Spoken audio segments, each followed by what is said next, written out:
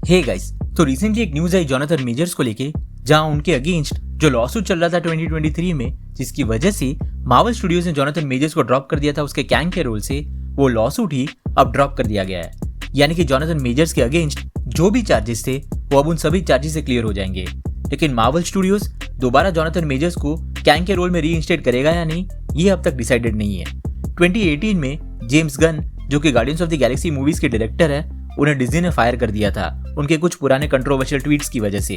हालांकि बाद में सभी गार्डियंस ऑफ द गैलेक्सी के एक्टर्स के ऑब्जेक्शन के बाद उन्हें रीइंस्टेट कर दिया था डिज्नी ने 2019 में। और जोनाथन मेजर्स के केस में तो उसके अगेंस्ट जो भी चार्जेस थे वो ही अब ड्रॉप हो चुके हैं, तो यहाँ काफी चांसेस है कि मार्वल उसे भी रीइंस्टेट कर सकता है, स्पेशली जब कैंग एक मल्टीवर्सल विलन है और अभी भी मल्टीवर्स सागा चल रही है।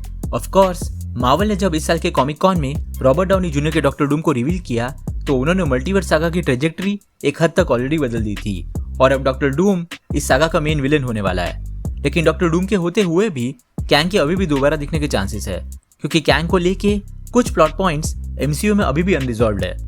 सबसे पहला प्लॉट पॉइंट यही है कि क्वांटमएनिया के एंड में कैंग अपने मल्टीवर्सल इंजन के कोर में कंज्यूम हो जाता है।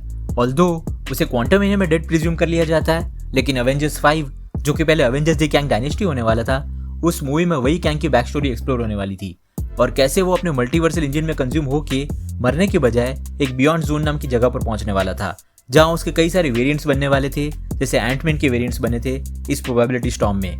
और एंड में ये सभी वेरिएंट्स बियॉन्ड जोन से बाहर आकर काउंसिल ऑफ कैंग्स को खत्म करने वाले थे। यही क्वांटमएनिया का कैंग अल्टीमेटली कैंग प्राइम होने वाला था, जो आगे चल के अवेंजर सीक्रेट वॉर्स का मेन विलन बनने वाला था। अब क्योंकि रॉबर्ट डाउनी जूनियर का doctor Doom front end centre में होने वाला है अवेंजर्स डूम्सडे और अवेंजर सीक्रेट वॉर्स में, तो क्वांटमएनिया का कैंग या फिर कैंग प्राइम के दिखने के चांसेस ऑलमोस्ट ना के बराबर है इन दोनों अवेंजर्स मूवीज में।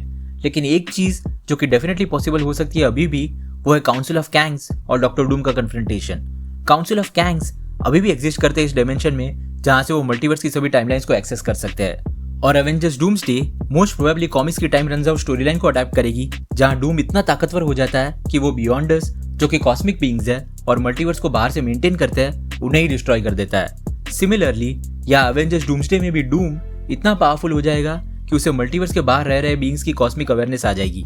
और फिलहाल मल्टीवर्स के बाहर सिर्फ काउंसिल ऑफ कैंग्स है, जो कि फिजिकली मल्टीवर्स को बाहर से एक्सेस कर पाते हैं। क्वांटमएनिया के पोस्ट क्रेडिट सीन में हमें इमॉर्टल से पता चलता है कि काउंसिल ऑफ कैंग्स बहुत ही चौकन्ने हैं मल्टीवर्स के एक्सेस को लेकर। They're beginning to touch the multiverse. And if we let them, they will take everything. यानी कि ये वो स्पेस है जहां से कोई भी मल्टीवर्स को मैनिपुलेट कर सकता है अपने हिसाब से। और कॉमिक्स में टाइम रन्स आउट की स्टोरी लाइन में डूम ने बियॉन्डर्स को खत्म करके मल्टीवर्स मेंटेन करने का पावर खुद ही ले लिया था और उसी पावर से अपना खुद का बैटल वर्ल्ड क्रिएट किया था, जहां वो गॉड एम्परर डूम बन गया था। तो सिमिलरली अवेंजर्स डूम्सडे में भी डॉक्टर डूम को पूरे के पूरे काउंसिल ऑफ कैंग्स को खत्म करते हुए दिखाया जा सकता है। अब ये देखना इंटरेस्टिंग होगा कि बियॉन्डर्स एमसीयू में इंट्रोड्यूस होंगे या नहीं। अगर वो इंट्रोड्यूस होते हैं तो डूम और बियॉन्डर्स के बीच आखिरी ऑब्स्टेकल काउंसिल ऑफ कैंग्स हो सकते हैं और उन्हें खत्म करने के बाद डूम बियॉन्डर्स के पावर्स को खुद अब्सॉर्ब कर लेगा। और अगर बियॉन्डर्स इंट्रोड्यूस नहीं होते एमसीयू में, तो काउंसिल ऑफ कैंग्स खुद बियॉन्डर्स का एक वर्जन बन सकता है, जिनके पास पावर्स है मल्टीवर्स को अपने हिसाब से मेंटेन और मैनिपुलेट करने के। रिगार्डलेस इन दोनों ही पॉसिबिलिटीज में या डूम और काउंसिल ऑफ कैंग्स के बीच में एक लड़ाई जरूर होगी। और जैसे कॉमिक्स में होते आया है, वैसे यहाँ भी डूम सभी काउंसिल ऑफ कैंग के मेंबर्स के पावर्स को छीन लेगा।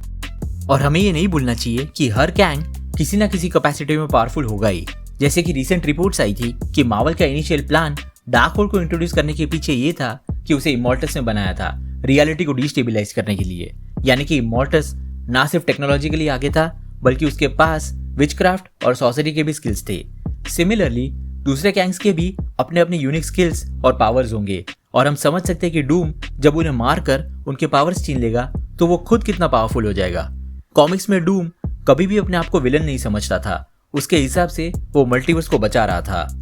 जब लोकी सीजन 1 में ही हू रिमेन्स ने मल्टीवर्सल वॉर के बारे में बताया था, तो उसकी वजह ये सभी कैंग वेरिएंट्स ही थे जो इंकर्जन्स क्रिएट कर रहे थे, जिसके चलते मल्टीवर्स खत्म हो रहा था। तो डेफिनेटली डूम मल्टीवर्स को बचाने के लिए इस रूट कॉज को पहले खत्म करेगा और इसी वजह से उसके और काउंसिल ऑफ कैंग्स के बीच एक बड़ी लड़ाई होगी। अगर मार्वल जोनाथन मेजर्स को रीइंस्टेट करता है तो हम इस फाइट का थोड़ा लंबा वर्जन देख सकते हैं अवेंजर्स डूम्सडे में। लेकिन अगर मार्वल फिलहाल कैंग की स्टोरी लाइन को टच नहीं करता तो डूम और काउंसिल ऑफ कैंग्स के बीच की फाइट ऑफ स्क्रीन ही हो जाएगी और हमें सिर्फ किसी तरह के डूम के एक्सपोजिशन सीन में इस फाइट के बारे में पता चलेगा। Also at any given point of time Avengers secret Wars के बाद भी मार्वल कैंग के कैरेक्टर को वापस ला सकता है, कंसिडरिंग क्वांटममेनिया का कैंग अभी भी उसी बियॉन्ड जोन में फंसा हुआ है। So let's see.